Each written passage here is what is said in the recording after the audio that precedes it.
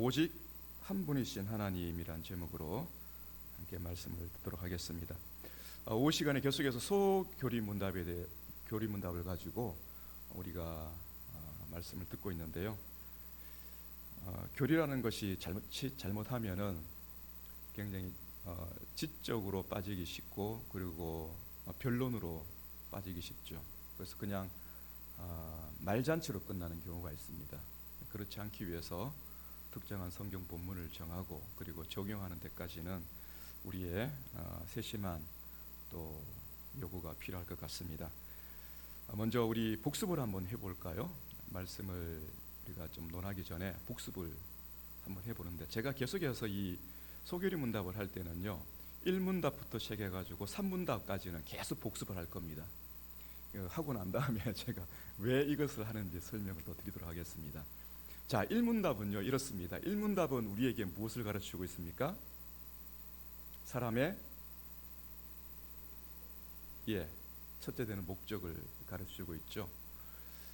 그래서 이게 그래서 1문답은 사람의 첫째 되는 목적을 가르치는데, 이 목적을 우리에게 가르치기 위해서 하나님께서 법칙을 주셨다고 합니다. 그 법칙이 어디에 기록되어 있습니까? 성경에 기록되어 있습니다.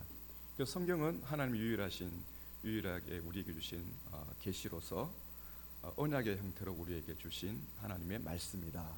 그래서 그 하나님의 말씀이 가지고 있는 것은 우리로 하여금 하나님을 영화롭게 하고 또 하나님을 영원토록 즐거워하기 위한 법칙으로서 성경을 우리에게 주신 것입니다 라고 이 문답까지 정리가 되었습니다. 그러면 그 성경이 우리로 하여금 하나님을 영화롭게 하고 영원토록 그분을 즐거워하기 위해서 가르쳐주는 두 가지 큰 주제가 있다 그랬죠.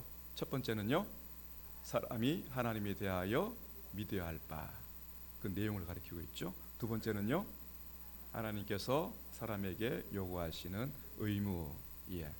그래서 성경은요 우리로 하여금 그렇게 하나님을 향해서 하나님을 영화롭게 하는 그것이 즐거워할 수 있도록 살아가기 위해서 두 가지의 내용을 우리에게 가르치고 있습니다. 하나님에 대해서 우리가 무엇을 믿어야 될 것인가 라는 것이고요, 그렇다면 우리는 그 하나님을 믿는 사람으로서 어떻게 살아야 될 것인가 라는 것이죠. 그 소교리 문답의 내용은요 제1부가 이것입니다. 화면을 보여주십시오. 제1부의 내용이요, 하나님에 대해서 믿을 것 세 가지 주제가 있습니다. 세 가지 주제로 요약할 수 있는데요, 하나씩 가로 안에 있는 내용을 읽지 말고요, 나머지 한번 읽어보겠습니다. 1번 하나님과 인간의 타락, 2번 그리스도와 구속사역, 3번 성령의 사역. 세 가지입니다.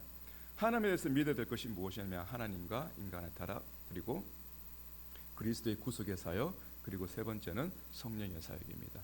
그래서 하나님은 누구이신지, 그리스도가 누구이신지, 성령이 누구이신지, 그리고 그 하나님과 말하자면 성부와 성자와 성령은 우리의 구원을 위해서 어떤 일을 하셨는가라는 그 전체적인 내용들을 우리에게 가르치고 있는 것이죠. 그 중요한 것은 그 하나님의 구원 사역 가운데 우리의 인간의 모습은 어떤 것인가라는 겁니다. 우리 인간은 어떤 존재로서 이 땅에 나타나게 되었는가라는 것이 제1부이고요. 그리고 2부 소교리 문답 2부의 내용입니다. 함께 읽겠습니다. 하나님께서 사람에게 요구하시는 의무 1. 십계명 2. 은혜의 방편 말씀 성례 3. 주님께서 가르치신 기도.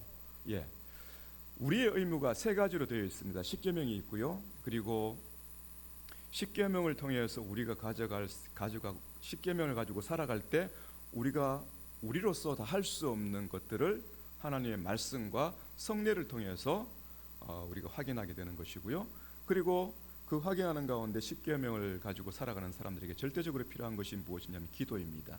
그래서 주님께서 가르치는 그 기도를 가지고 우리가 어떠한 기도를 하게 될 것인가라는 것이 하나님께서 우리에게 요구하시는 의무가 가지는 그 내용의 전체의 내용입니다. 이렇게 해서 소교리 문답은요 107문답으로 이렇게 구성이 되어 있습니다. 그래서 네 번째 문답이 하나님은 어떤 분이십니까? 라는 것이었죠. 그래서 하나님의 존재, 우리가 믿는 하나님의 존재, 그리고 하나님의 지혜, 하나님의 능력, 그리고 그분의 공의, 그분의 거룩함, 그분의 선하심, 그리고 그분의 진실하심. 그렇죠, 진실하심. 그 모든 것들이 무한하고 영원하고 불변하시다라는 겁니다. 우리는 그 하나님을 믿는다는 것이죠. 오늘은 이제 오문답을 배우게 되는데요. 오문답의 질문과 답은 이렇습니다. 함께 질문하고 저게 제대로 안 됐네요. 그 신명기 부분을 좀 지워주시겠습니까, 집사님? 네? 안 돼요? 그렇습니까? 제가 이게 PPT로 하게 되면은 저게 사라진 것이 보이게 되는 거거든요. 이게 아마 방송용으로 됐는지 모르겠네. 제가 잘 모르겠는데 저게 그 애니메이션이라는 기능이 있어요. 그게 제대로 안 된 것 같습니다. 제가 한번 읽어드리겠습니다. 질문만 한번 같이 한번 해보겠습니다. 하나님 한 분 외에 다른 신들이 있습니까? 예, 답을 읽어드리겠습니다. 오직 한 분뿐이시며 살아계시고 참되신 하나님이십니다. 그 하나님은 오직 한 분뿐이시고, 그리고 그 한 분뿐이신 하나님은 살아계시고 참되신 하나님이십니다. 이렇게 답을 내리고 있어요. 여러분, 하나님은 과연 한 분밖에 계시지 않을까요? 과연 신은, 이 세상에 신은, 유일한 신은 한 분만 계실까요? 한번 생각해 보시기 바랍니다. 우리가 태어나서 그리고 역사적으로 보면은 많은 신들이 있잖아요. 그럼 그 많은 신들은 도대체 어떤 신들인가? 실제로 존재하는 신인가? 아니면은 우리가 안 믿어도 되는 그냥 있는 존재인가?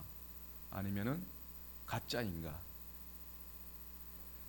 예, 우리가 성경을 통해서 한번 답을 찾아보도록 하겠습니다. 아까 그 신명기 말씀이 있죠, 집사님? 예, 신명기 4장 39절 말씀 함께 읽어보도록 하겠습니다. 그런즉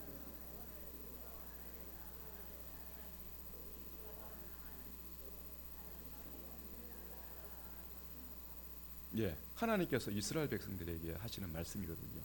이 이스라엘 백성의 대상은 지금 하나님 앞에 있는 이스라엘 사람들은요, 구원받기 이전의 이스라엘이 아니고 애굽에서 그들을 불러내시고 그들을 구원하신 하나님이 되시고, 그들은 이미 하나님과 시내산에서 언약 관계에 있어서 하나님의 백성으로서 서 있는 이스라엘이거든요. 그 하나님께서 이스라엘 사람들에게 모세를 통해서 하시는 말씀이에요. 나 여호와 하나님 위에는 다른 신은 이 세상에 존재하지 않는다라는 것입니다. 하늘에도 그런 신이 없고 땅에도 그런 신이 없다라는 것이에요. 하나님 외의 모든 신들은요, 땅에서 태어난 존재들이에요. 태어났다라는 것은 인간에 의해서 창조되었다라는 것이죠. 심지어는 여러분, 그 무슬림의 알라신 있죠, 알라신. 마호멧이 구약 성경을 가지고 얘기했지만은 자기 자신이 구약의 성경의 하나님을 가지고 얘기하면서 천사를 통해서 계시를 받아서 새로운 종교를 만들었잖아요. 그것이 코란에 기록된 내용이거든요. 그들은요, 구약 성경보다도 코란을 더 중요시 여깁니다. 말하자면은 하늘의 계시를 받아서 하나님에 시작된 종교가 아니라 성경을 가지고 있지만은 그들은 마호멧이라는 한 사람이 자기가 만들어낸 종교를 가지고 세상에 퍼진 종교라는 것을 알 수가 있죠. 그 말은 알라라고 하지만은 그 알라 신은요, 사람이 만들어낸 신이라는 것이에요. 다른 모든 세상의 신들도 역시 마찬가지입니다. 인간의 필요에 의해서 만들어진 신이라는 것이에요. 근데 이것을 알지 못하고 하나님께서 이렇게 분명히 말씀하셨음에도 불구하고 이스라엘 사람들이 가나안 땅에 들어가서 시간이 지나면서 그들이 바뀌어지기 시작했죠. 가나안 땅에 살고 있는 신들을 하나님으로 부르고 있다는 것이에요. 그래서 그것을 하나님께서 예레미야 선지자를 통해서 경고하셨습니다. 한번 보여주시기 바랍니다. 예레미야 10장 1절에서 5절 말씀인데요, 우리 보이시면은 함께 읽어보도록 하겠습니다. 이스라엘 집이여, 여호와께서 너희에게 이르시는 말씀을 들을지어다. 여호와께서 이와 같이 말씀하시되 여러 나라의 길을 배우지 말라. 이방 사람들은 하늘의 징조를 두려워하거니와 너희는 그것을 두려워하지 말라. 여러 나라의 풍습은 헛된 것이니 삼림에서 벤 나무요 기술공의 두 손이 도끼로 만든 것이라. 그들이 은과 금으로 그것에 꾸미고 목과 장도리로 그것을 든든히 하여 흔들리지 않게 하나니 그것이 둥근 계단 같아서 말도 못하며 걸어다니지도 못하므로 사람이 메어야 하느니라. 그것이 그들에게 화를 주거나 복을 주지 못하나니 너희는 두려워하지 말라 하셨느니라. 네, 이스라엘 사람들 결국에는 심지어는 하나님의 성전 안에서도 우상을 세워놓고 이렇게 하나님인 것처럼 이 우상을 숭배했다는 것 아니겠습니까? 여기 색깔이 있지 않습니까? 여러 나라의 길, 그리고 파란색 글자죠. 그리고 여러 나라의 그 풍습, 여러 나라의 길, 여러 나라의 풍습 무엇입니까? 우상 숭배하는 그 종교적인 것들을 얘기하고 있는 것이거든요. 그리고 이스라엘이 알고 있는 하나님 이외에 다른 모든 나라들이 숭배하는 신은 거짓신이라는 것이죠. 사람들이 만들어낸 것이라는 거예요. 바다를 건널 때 바다에서 보호를 받기 위해서 바다의 신을 만들어냅니다. 그리고 농업을 하기 때문에, 농사를 짓기 때문에 하늘에 비를 내리고, 그리고 때에 따라서 추수를 하기 위해서 추수의 신을 만들어내기도 합니다. 그리고 태양신을 만들어내기도 하죠. 그리고 바람의 신도 만들어냅니다. 그 인간이 필요한 모든 조건 속에서 인간의 마음의 두려움을 떨쳐버리기 위해서 그 두려움을 떨쳐낼 수 있도록 그 신에게 빌고 그 신에게 제물을 바치면 그 신이 나의 소원을 들어줄 것이다. 중요한 건 뭡니까? 그 신이 나의 소원을 들어줄 것이라는 것이죠. 그래, 모든 신들은요, 인간의 필요에 의해서, 인간의 가지고 있는 그 욕망에 의해서 만들어진 현실화된, 인간의 욕망이 가지고 있는 신격화된 것들이라는 것이에요. 그 신들을 만들어낼 때 과연 보이지 않는 하나님으로서 인간이 숭배할 수 있느냐? 그렇지 않다라는 것이에요. 세상의 모든 신들은요, 인간의 필요에 의해서 만들어지기 때문에 인간의 눈에 보여야 됩니다. 그래서 우상을 만드는 것이에요. 그래서 하나님께서는 인간의 손에 만드는 신이 아니라 하늘에 계신 그분이 우리 가운데 오셔서 우리가 이해할 수 있고 우리가 알아들을 수 있는 언어로서, 그리고 우리가 확인할 수 있는 그 언약으로서 우리에게 찾아오셨다는 것 아니겠습니까? 그래서 하나님께서는 우리가 이해하기 쉽도록, 이해할 수 있도록 언약을 지킴으로써, 그 언약의 내용이 무엇입니까? 구원의 약속이죠. 우리에게 먼저 찾아오셔서 우리에게 구원의 약속을 하시고 우리에게 그 구원의 약속을 이루어 나가시는 하나님으로서 우리가 경험할 때 하나님은 이 세상에 우리가 만든 신이 아니라 스스로 계신 하나님이시고, 그 지혜와 능력과, 그리고 그 능력과 그 거룩함과 그 공의와 그 선하심과 진실하심이 무한하시고 영원하시고 변함이 없는 그 하나님이시구나. 오직 이 하나님만이 하늘의 하나님이시고, 오직 이 하나님만이 온 세계를 통치하시는 하나님이시고 창조자 하나님이시구나. 한 분밖에 없는 유일하신 하나님이구나라는 것을 확인하게 되는 것이죠. 그런데 어떻습니까, 여러분? 이스라엘 사람들이 어때요? 하나님의 약속을 잊어버리는 것이죠. 왜 그런지 아십니까? 내가 필요한 것을 들어주신 하나님이 아니라 하나님의 언약을 가지고 살아갈 때 하나님이 주시는 것을 받는 입장에 서 있기 때문에 하나님이 주신 것을 얻기 위해서는요, 하나님의 백성으로서 하나님의 말씀을 배우고 익히고 그 말씀을 가지고 살아가야 되는 그 의무가 있기 때문이죠. 근데 사람은요, 의무를 싫어하는 것이에요. 사랑의 법으로 주신 하나님의 그 말씀을 지키는 것으로서 하나님이 우리를 어떻게 구원하시고 우리를 어떻게 삶의 그 풍요로움과, 그 영적인 삶의 풍요로움과 육체적인 삶의 풍요로움, 그리고 악에 빠지지 않는, 그죠?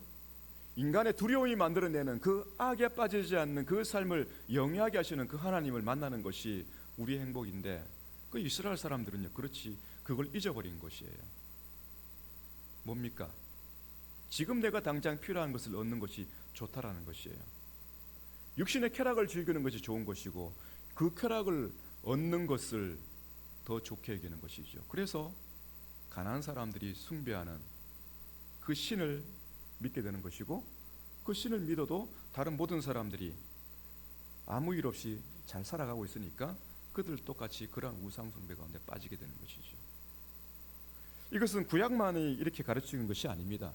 신약 성경도 역시 마찬가지로 우리에게 유일하신 하나님을 가르치고 있고요. 그리고 그 유일하신 하나님을 잊어버린 교회가 어떤 모습인지 우리에게 가르치고 있는 것이에요.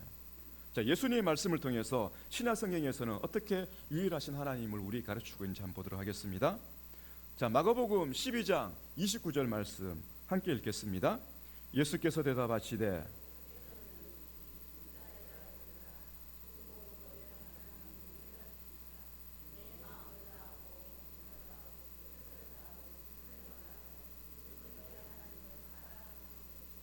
아멘. 예.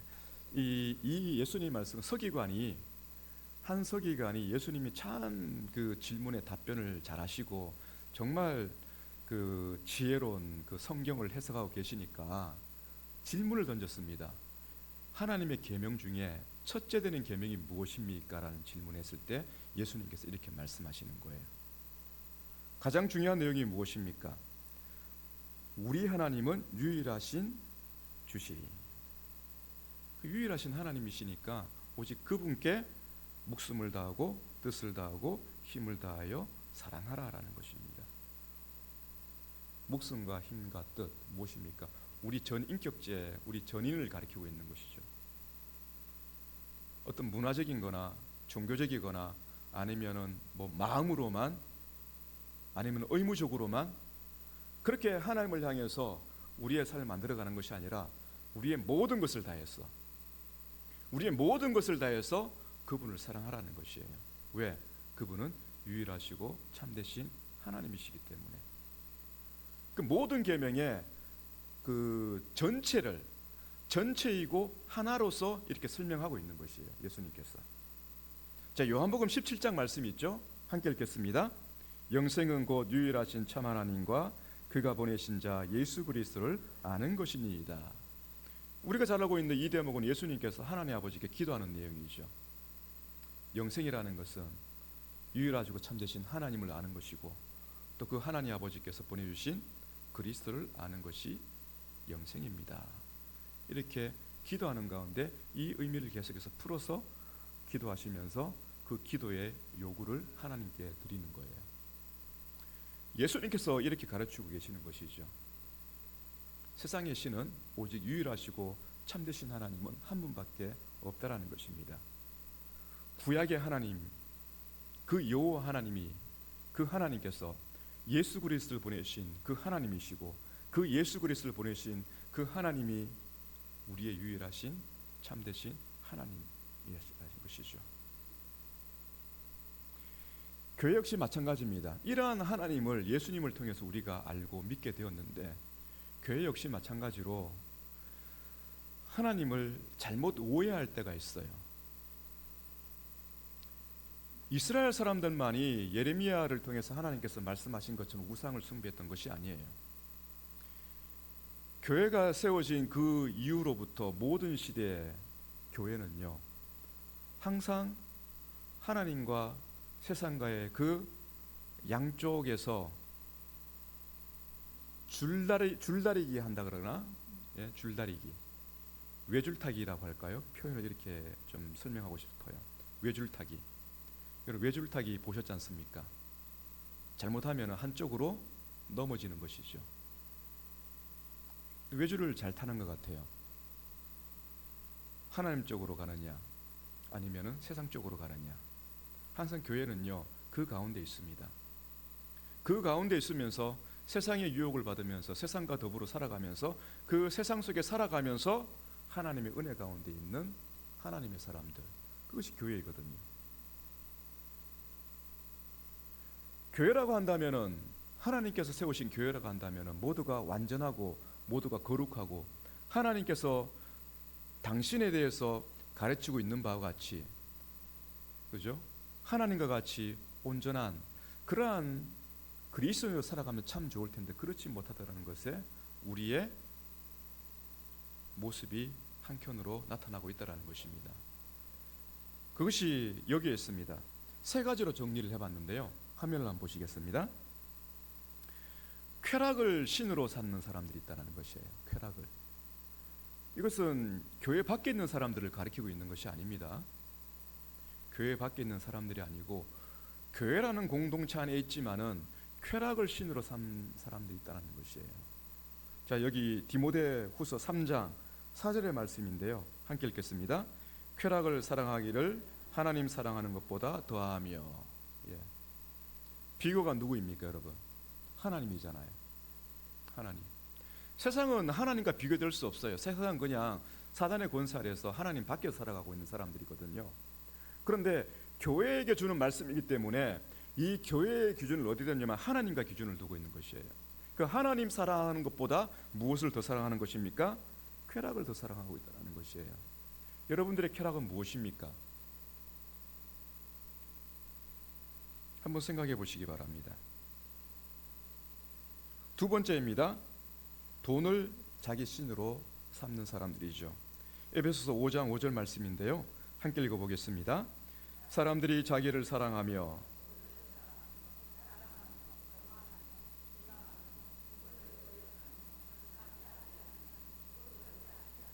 네, 이렇게 설명되고 있어요.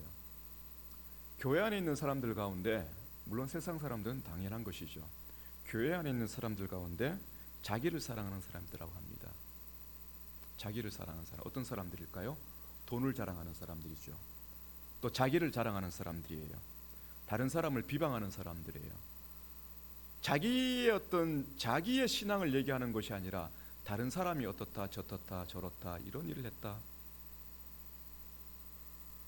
그것도 사실을 얘기하면 괜찮은데 자기의 생각을 가지고 다른 사람을 해석하는 것을 갖다가 전달하고 있는 것이에요. 더 나아가서 부모를 거역한다고 합니다. 교회 안에서도 부모를 거역하는 사람들이 있죠. 감사함이 없다라고 합니다. 거룩함이 없다라고 합니다. 거룩함이 없다라는 것은 어떤 내용일까요, 여러분?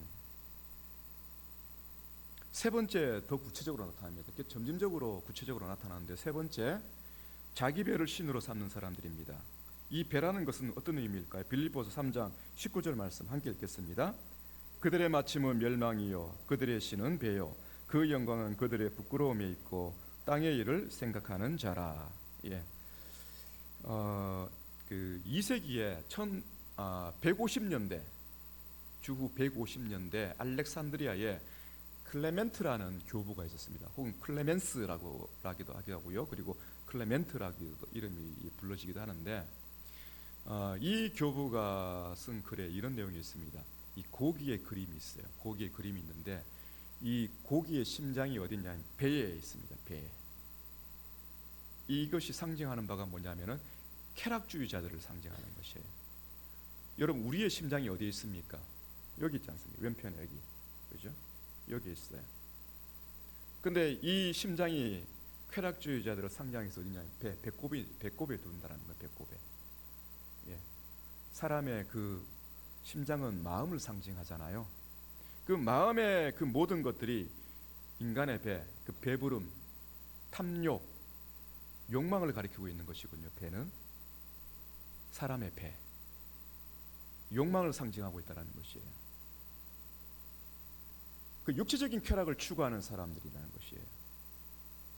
이 교회 가운데 이런 사람들이 있다는 것이에요. 욕망을 추구하는 사람들은요, 자기가 무엇을 말하는지 그리고 자기가 무슨 생각을 하는지 잘 판단하지 못해요. 왜냐하면 그것이 즐겁기 때문에, 쾌락이기 때문에. 자기를 자랑하고 돈을 사람보다 더 중요하게 여기고 돈 때문에 형제와 부모를 무시하고 돈 때문에 사람들을 무시하고, 그리고 자기 이름의 명예를 위해서 사는 사람들이죠. 자기의 명예, 자기의 어떤 자존감을 위해서 다른 사람의 자존감을 깎아내리는 사람들. 이 교회에게 왜 이런 말씀을 계속해서 가르치고 있을까요, 여러분? 왜 사도 바울은 빌립보에 있는 교회들에게, 그리고 왜 사도 바울은 디모데에게, 그리고 왜 사도 바울은 에베소에 있는 교회인들에게, 그리고 왜 여러 지역에 있는 교회들에게 이런 내용들을 돌아가면서 읽으라고 했을까요? 이유가 있습니다. 우상 숭배라는 것이 꼭 하나님의 이름이 아닌 겉으로 드러난 그런 신을 숭배하는 것만이 우상 숭배가 아니라는 것이에요. 실제적으로 우상 숭배가 무엇이라고 했습니까? 우상이 뭐라고 했습니까? 내 욕망이 신격화된 것이라고 했죠. 힘이 있는 사람은 힘의 신을 갖다가 찾습니다. 내게 필요한 것들을 얻기 위해서 내게 필요한 것들을 주관하고 그리고 주는 신을 만들어낸다고 했습니다. 실제적으로 우리가 눈앞에 그런 우상을 두고 그 신을 찾지는 않지만은 교회 안에서 하나님을 예배하고 하나님의 말씀을 듣고 하나님의 말씀을 배우고 예수 그리스도의 이름을 가지고 살아간다고 하지만은 그 모든 것들을 우리가 부르는 이유가 하나님의 이름을 부르는 이유, 예수님의 이름을 부르는 이유, 기도하는 이유가 하나님이 주신 것을 우리가 약속 가운데 하나님을 신앙하는 가운데 우리가 받고 누리고 살기 위해서 하나님을 찾는 것이 아니라 내가 필요한 것을 얻기 위해서 하나님을 찾는 것이 된다면요, 우리는 우상 숭배하는 사람과 똑같은 사람이라는 것이에요. 이것을 기억하라고 신약 성경에는 이렇게 교회 가운데 우상 숭배가 무엇인지를 이런 식으로 가르치고 있다는 것입니다. 여러분,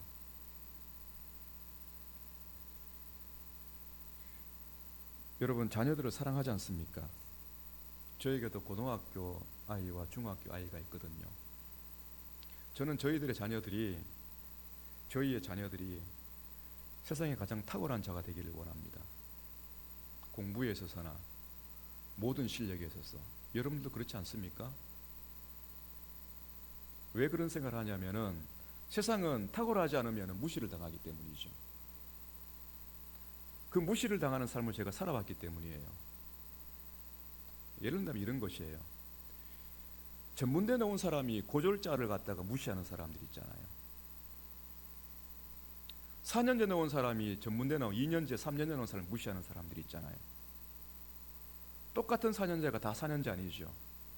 서울대 나온 사람은 나머지 모든 대학 나온 사람 무시하잖아요. 그리고 해외 유학 한번 갔다 오면은 자기가 세계에서 가장 잘난 사람인지 착각하고 있지 않습니까? 그래서 우리는 이렇게 생각할 수 있어요. 아무리 자기의 어떤 그 재능과 탁월함을 가지고 다른 사람을 무시한다면은 우리가 생각할 수 있는 것이 무엇입니까? 네 위에 누가 있는지, 당신 위에 누가 있는지 한번 생각해 보라는 것이죠. 저는 그것을 직접 경험해 보았거든요. 힘이 있는 사람들에게 이런 얘기를 해보았습니다. 당신 위에 당신보다 힘센 사람이 없습니까? 그 힘센 사람에게 당신이 굴욕당했을 때 그 느낌이 어떻습니까?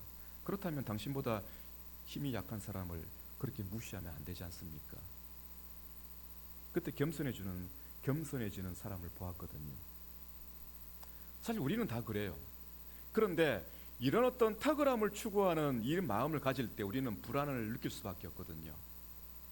저도 때로는 불안을 느낍니다. 왜? 저의 자녀가 세상에서 가장 뛰어나지 않기 때문에 불안감을 가집니다. 누구에겐가 해를 당하고 누구에겐가 무시를 당하는 그런 위치에 있다는 걸 생각하면 불안하죠. 모든 부모들이 심정이 그래요. 자, 그런데 이것을 이겨낼 수 있는 힘이 무엇일까요, 여러분? 과연 우리가 실력으로 살아갈 수 있는 실력으로 살아가는 것이 우리의 인생인가? 그렇지 않다라는 것이에요. 제가 주일 교회 학교 아이들에게 한번 이런 설교를 한 적이 있습니다. 얘들아, 너희들이 실력으로 다 살아갈 수 없다는 거 너희들 알고 있지 않냐? 너희들이 언제나 반에서 1등 할 수 있는 것이 아니고 너희들이 언제나 학교에서 전교 1등 할 수 있는 건 아니잖아. 실력으로 우리는 다 살아갈 수 없어. 그럼 우리가 어떻게 살아야 될까? 너희들이 마음이 기쁘고 너희들이 마음이 평안이 있고 너희들이 행복한 삶을 살아가면 어떻게 해야 될까? 얘들아, 예수님과 살아가는 것밖에 없어. 왜? 예수님은 세상에 가장 탁월하시고 가장 전지전능하시고 가장 우리를 사랑하신 분이시기 때문에. 여러분 어떻습니까? 제가 전하는 이 아이들에게 한 설교가 허황된 것이라고 보십니까? 그렇지 않죠. 그렇지 않다라는 것을 여러분들께서도 경험을 했을 것입니다. 그러나 틈틈이 우리를 회방하는 것이 있어요. 그것이 교회 가운데 일어나고 있다는 것이, 그것이 오늘 에베소서 4장 1절에서 3절까지의 내용입니다. 여러분, 왜 에베소서 4장 1절에서 3절 내용의 이 내용을 갖다가 우리에게 명령을 하고 있을까요, 여러분? 4절부터 6절까지의 내용은요, 우리가 먼저 이 4절부터 해서 6절까지의 내용 우리가 좀 정리를 먼저 해야 됩니다. 4절에서 6절의 내용을 우리가 정리하지 않으면은 우리 1절에서 3절의 이 내용을 우리는 그대로 가지고 살아갈 수 없어요. 왜냐하면은 1절에서 4장 1절에서 3절까지의 내용은 반드시 4절에서 6절 가운데 있는 이 내용을 가진 사람이 할 수 있는 일이기 때문이에요. 여러분 4절에서부터 해서 6절까지의 내용 있죠? 다시 한번 읽어보도록 하겠습니다. 몸이 하나요 이와 같이 너희가 부르심의 한 소망 안에서 부르심을 받았느니라. 주도 한 분이시요 믿음도 하나요 세례도 하나요 하나님도 한 분이시니 곧 만유의 아버지시라. 만유 위에 계시고 만유를 통일하시고 만유 가운데 계시도다. 아멘. 몸이 하나라는 것은, 이 몸이라는 것은 그리스도의 지체로서의 몸, 교회를 가리키고 있는 것이에요. 여러분, 교회는 하나입니다. 모든 시대를 통틀어서, 그리고 모든 지역을 통틀어서 주님의 몸된 교회는 하나입니다. 그리스도의 한 지체라는 것이죠. 왜 그렇습니까? 우리에게 은혜 주시는 성령이 한 분이시기 때문이에요. 다른 신을 통해서, 다른 방법을 통해서 우리가 교회 안에 머무는 것이 아니라 오직 하나님 아버지께서 예수 그리스도의 이름으로 보내신 성령 하나님께서 우리에게 은혜 주시고 우리에게 말씀을 깨닫게 하시고 우리로 하여금 그 성부와 성자께서 행하신 구원의 일들을 믿게 하게 함으로써 우리를 어디에 세우셨습니까?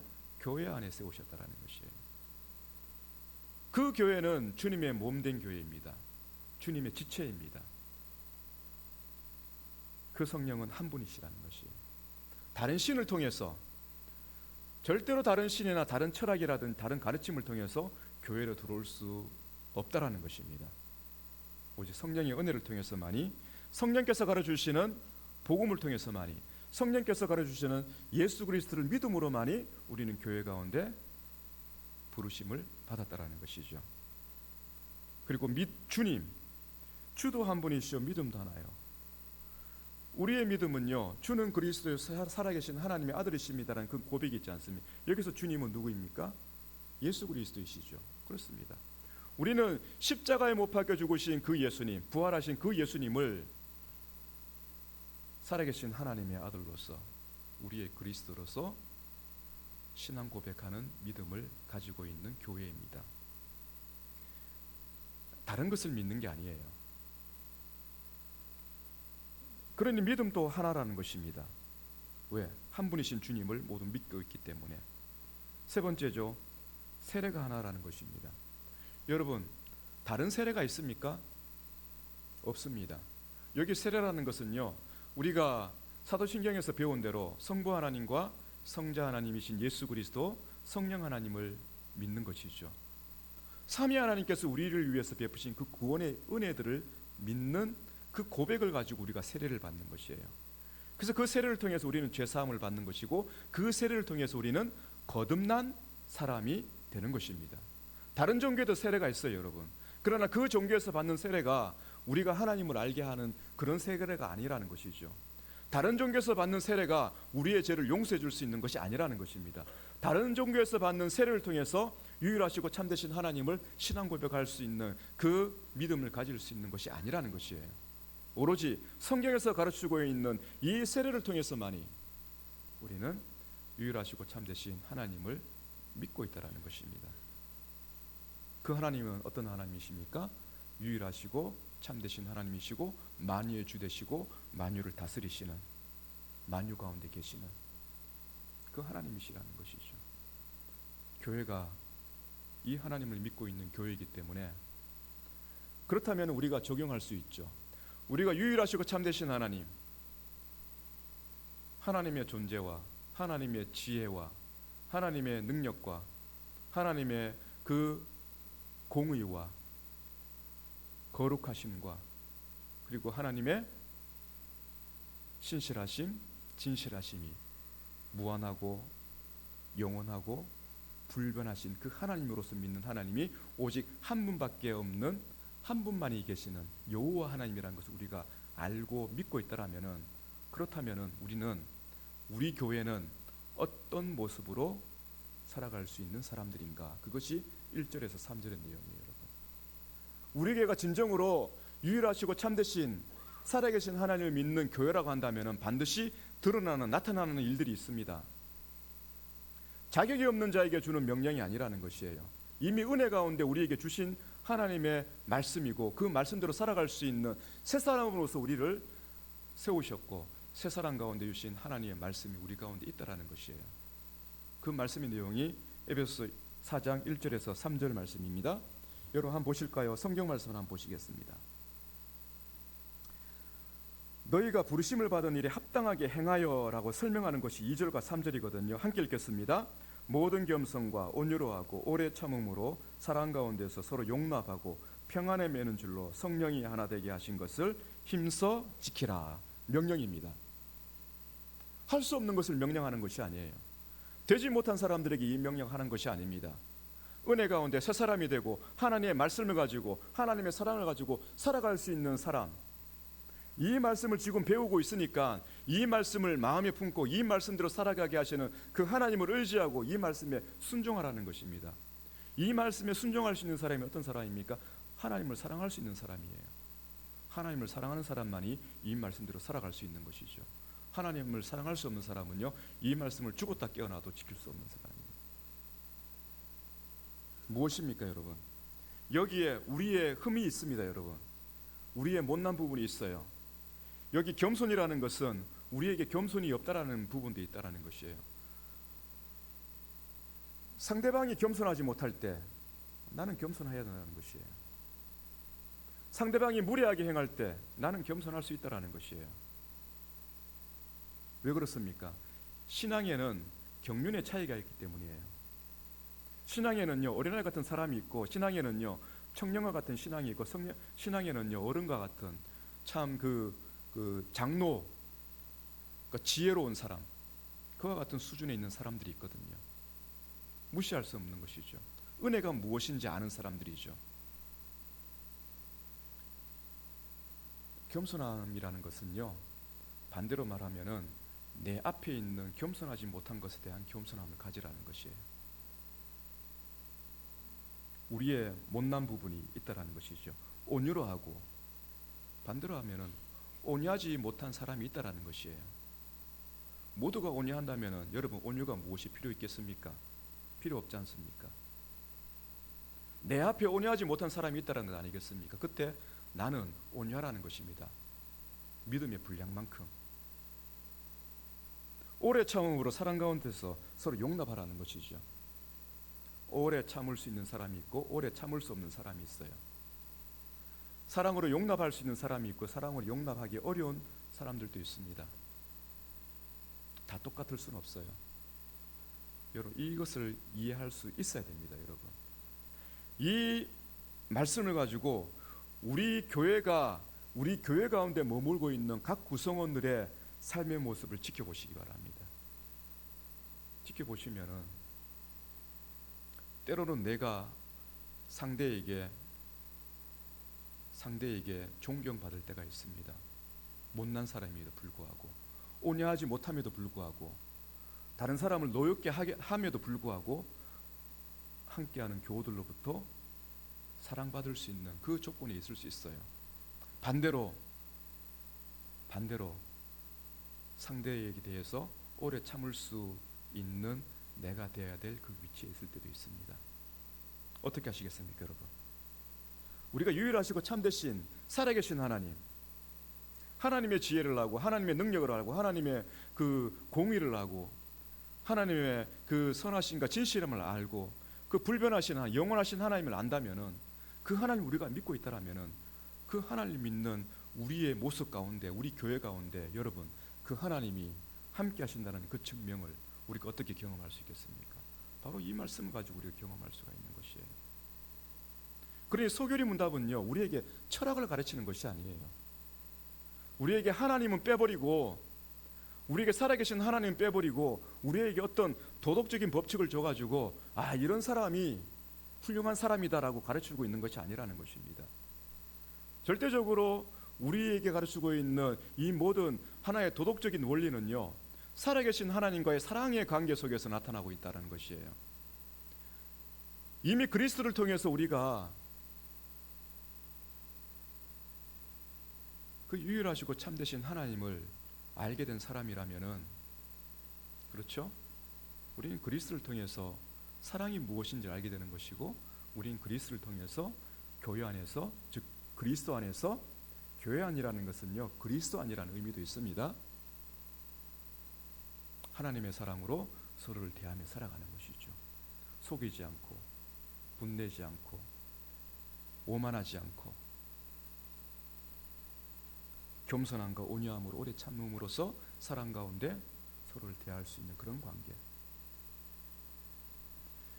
그런 관계가 교회입니다. 여러분, 사랑하는 여러분, 유일하시고 참되신 하나님을 믿고 계십니까?